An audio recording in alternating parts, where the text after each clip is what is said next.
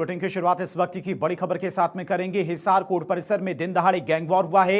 Gangster Vinod Panu उर्फ काना की हत्या की गई है। बाइक सवार हमलावरों ने 12 राउंड फायरिंग की है और हिसार का मोस्ट वांटेड है गैंगस्टर विनोद पानू। वारदात को अंजाम देकर बदमाश मौके से फरार हुए हैं। पुलिस ने शुरू की हमलावरों की तलाश। तो इस वक्त की ये बड़ी खबर, जहां हिसार कोर्ट परिसर में दिन दहाड़े गैंगवॉर देखने को मिला है। गैंगस्टर विनोद पानू उर्फ काना की हत्या की गई है और कोर्ट परिसर में यह गैंगवॉर हुआ है। बाइक सवार हमलावरों ने 12 राउंड फायरिंग की है। हिसार का मोस्ट वांटेड है गैंगस्टर विनोद पानू, जिसकी हत्या की गई है और वारदात को अंजाम देकर फरार हुए बदमाश, जिनकी तलाश में पुलिस की टीमें लगी हुई हैं। तो इस वक्त की बड़ी खबर, हिसार कोर्ट परिसर में दिन दहाड़े गैंगवार देखने को मिला है।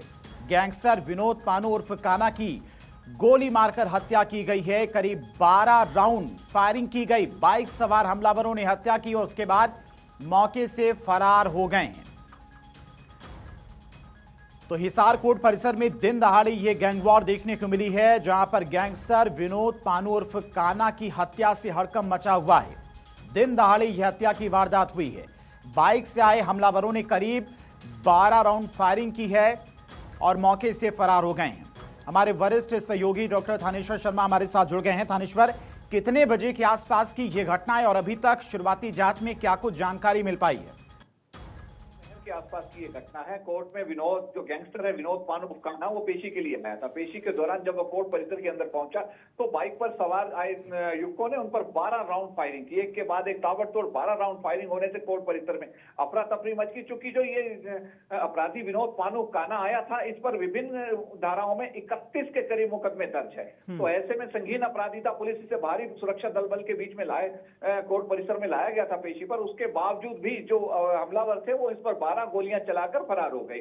पुलिस आसपास के सीसीटीवी कैमरों को खंगाल रही है और भी कई तरीके से पता करने का प्रयास कर रही है कि पूरा सर्विलेंस जो है साइबर का उसको लगाया गया कि आखिर ये अपराधी किस रूट से आए थे, कहां से आए थे, कौन गैंगवार है, किसने इसको मारा है, इसकी जो सर्वाइवल गैंग है उनके द्वारा मारा गया है या किसी परिवार के व्यक्ति को इसने मारा हो, उसके परिवार के व्यक्ति द्वारा इसको इस घटना को अंजाम दिया गया। अभी तक पुलिस किसी नतीजे पर नहीं पहुंची है। पुलिस अलग अलग एंगल से इसकी तलाश कर रही है। जो हिसार की विधायक है सावित्री जिंदल, उनके पीए के भतीजे की हत्या का भी इस पर आरोप था। इस तरह टोटल 31 मुकदमे इस पर दर्ज थे। पुलिस का कहना, पुलिस का जो प्राइमरी कहना है कि पुलिस कह रही है कि गैंगवार नजर आ रहा है, लेकिन गैंगवार वाकई में है कि नहीं है, अभी जब तक ये पुलिस की पूरी छानबीन कंप्लीट नहीं हो जाती तब तक कुछ भी नहीं कहा जा सकता। जी थानेश्वर, किस मामले में आज विनोद की पेशी कोर्ट में होनी थी और क्या जिन बदमाशों के द्वारा फायरिंग की गई हत्या की वारदात को अंजाम दिया गया, उनका उस केस से कोई लिंक है? 31 मुकदमे दर्ज हैं। अलग अलग मुकदमों में इसे तकरीबन हर दूसरे तीसरे दिन कोर्ट में पेशी के लिए लाया जाता था। अभी जो अपराधी थे, अभी तक अपराधियों की पहचान ही नहीं हो पाई है। तो ऐसे में ये कहना कि आज जिस केस में उसे पेशी पे लाया गया था उनसे उसका कोई कंटेक्ट था तो थोड़ी अभी जल्दबाजी हो जाएगी। पुलिस से जब आला अधिकारियों से बात हुई है तो पुलिस के आला अधिकारियों को कहना है कि अभी हम ये भी नहीं कह सकते कि कोर्ट में गैंगवार है कि नहीं है, क्या पता किसकी तरफ से फायरिंग की गई, लेकिन प्राइमरी हमें गैंगवार नजर आ रहा है। जब तक पुलिस की जांच पूरी नहीं हो जाती तब तक कुछ भी कहना अभी उचित नहीं होगा। और दूसरी तरफ अभी किसी भी गैंग ने इस हत्या की जिम्मेदारी नहीं ली है, वरना इस तरह की कोई भी वारदात होती है तो सोशल मीडिया पर या फेसबुक पेज पर कोई ना कोई गैंग जो है अब उसकी जिम्मेदारी लेता है। अभी तक इस हत्या की किसी भी गैंग ने जिम्मेदारी नहीं ली है। पुलिस सीसीटीवी कैमरे खंगाल रही है और साइबर जो सर्विलेंस है वो पूरा खंगाल कर कड़ियां जोड़ने का प्रयास कर रही है। जैसे ही पुलिस किसी नतीजे पर पहुंचेगी प्रेस कॉन्फ्रेंस करके मीडिया को जानकारी दे दी। कोर्ट परिसर के अंदर ये हत्या की गई है थानेश्वर, या फिर कोर्ट परिसर के ठीक बाहर? और साथ ही साथ बदमाश कैसे वहां पर पहुंचे थे, कितने बदमाश थे? देखिए, कोर्ट परिसर के अंदर पेशी पर जब आते तो आपने भी अगर मीडिया कवर करता है तो उनको भली बात ही पता है कि कोर्ट परिसर के अंदर काफी भीड़ भाड़ रहती है, लोग आते जाते रहते हैं। कोर्ट परिसर के अंदर जैसे ही बाइक पर वो लोग खड़े हुए थे, जैसे ही इसे लाया गया, उस पर पेशी पर ले जाया जा रहा था तो एक के बाद इस पर ताबड़तोड़ गोलियां चला दी गई। अभी ये क्लियर नहीं है कि जिन्होंने हमला किया था वो गैंगस्टर थे, इसकी सर्वाइवल गैंग, इसके जो साइमल्टेनियसली जो गैंग चलती है उनके कोई बंदे थे या किस तरह के वो बंदे थे, अभी कुछ भी जानकारी नहीं निकल कर आई है। सीसीटीवी फुटेज खंगाली जा रही है, पुलिस किसी नतीजे पर पहुंचेगी तभी सारी बातें क्लियर हो पाएंगी।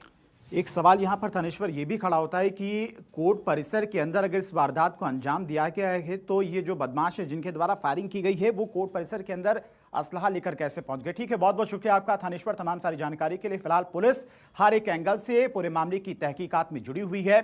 जिन लोगों के द्वारा फायरिंग की गई उसका विनोद से क्या कुछ लिंक था इसकी भी जांच की जा रही है। आज जैसा कि आपको सबको पता है कोर्ट कॉम्प्लेक्स के अंदर फायरिंग हुई है। यहाँ पे अभी इनिशियल एस्टिमेट के हिसाब से 14 राउंड की फायरिंग हुई है और इसके अंदर पुलिस ने इमीडिएट एक्शन करके आरोपी को पकड़ लिया है और जितना भी असला था वो रिकवर भी कर लिया है। जिनके ऊपर फायरिंग हुई थी उनको अभी इमीडिएट एक्शन लेके हेल्प करने के लिए उनको हॉस्पिटल के अंदर हम लोगों ने एडमिट करवा दिया है और उनका इलाज जारी है। आगे और भी इंफॉर्मेशन जैसे ही मिलेगी हम आपको आगे बता देंगे।